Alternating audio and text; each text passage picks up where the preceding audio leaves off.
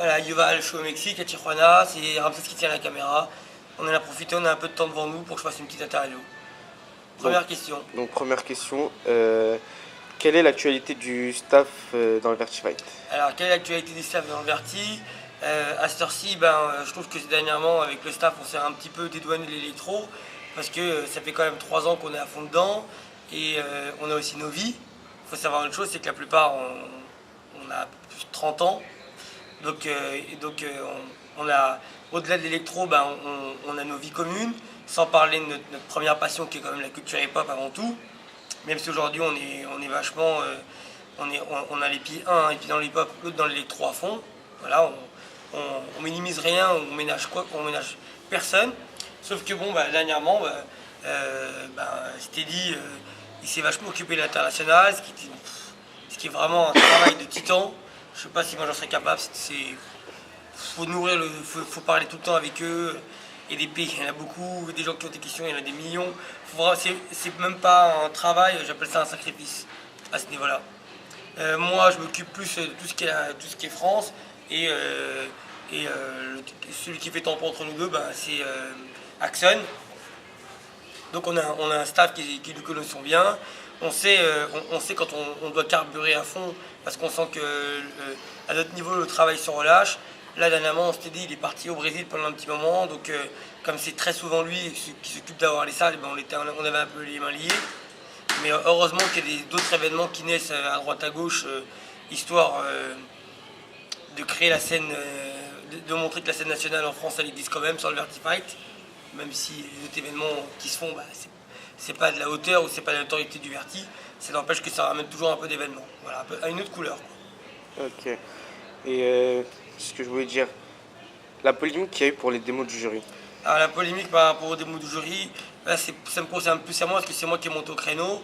Moi ma vision de la danse électro, d'ailleurs je pense que Ramsès a dû le voir hier, c'est que aujourd'hui les danseurs français qui ont 20 piges et qui ont la chance d'être invités dans un pays étranger, déjà pour certains, peut-être que ça va de pair avec votre génération, mais pour moi c'est pas normal de danser depuis 3 ans et d'être invité dans le monde entier. Vous avez cette chance, grâce au Vertifight.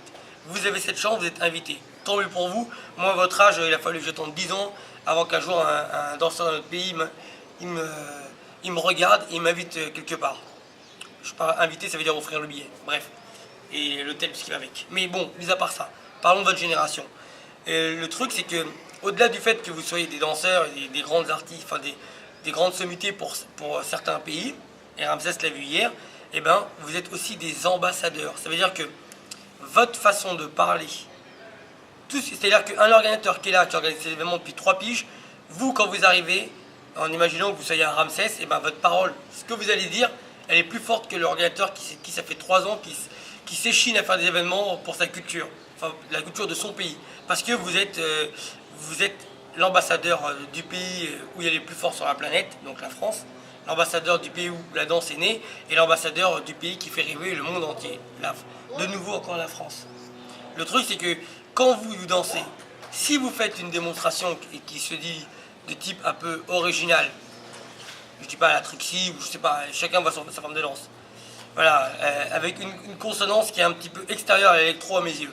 Ça c'est ma vision. Vous devez, juste après, de devoir faire une démonstration qui est purement puriste électro. Pourquoi?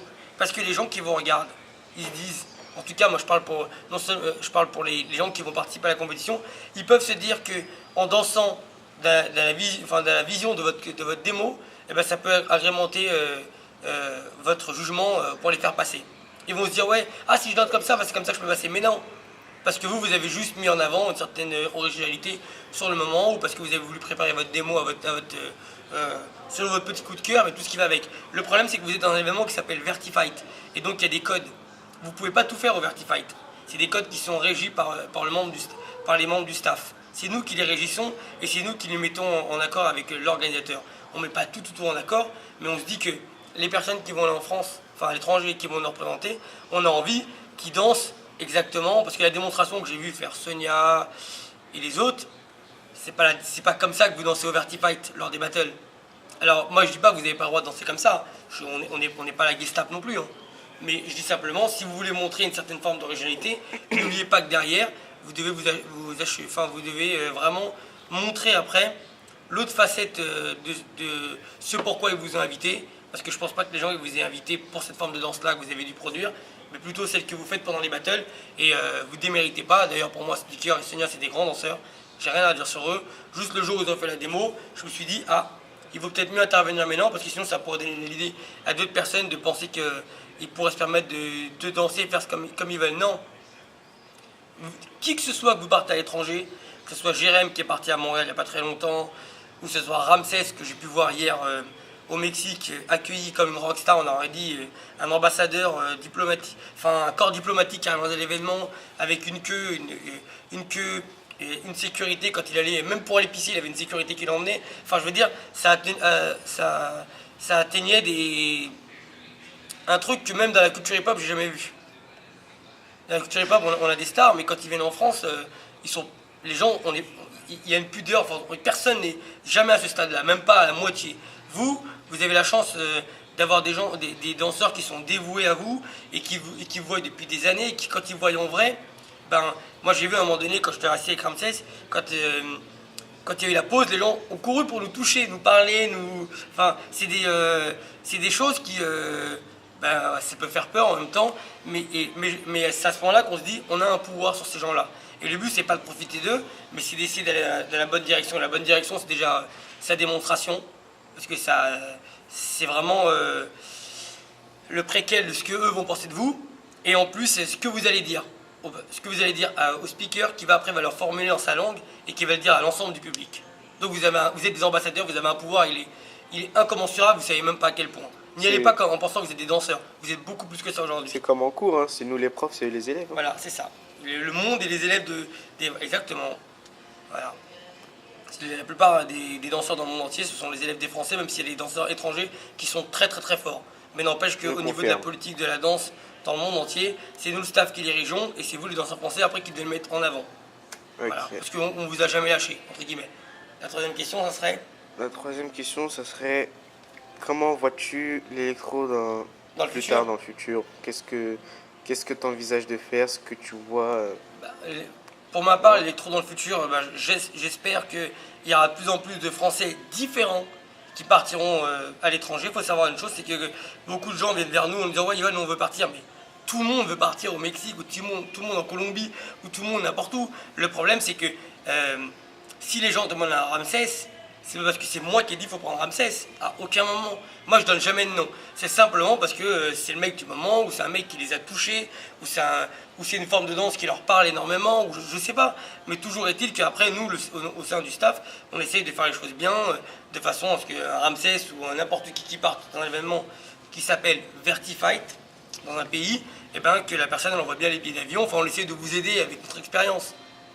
Même si on sait que derrière, on nous dit, il y en a certains qui veulent essayer de passer outre le staff, mais ils ne savent pas qu'après, on peut les bannir pendant 1 an. Et que l'organisateur, on peut enlever la licence pour ça.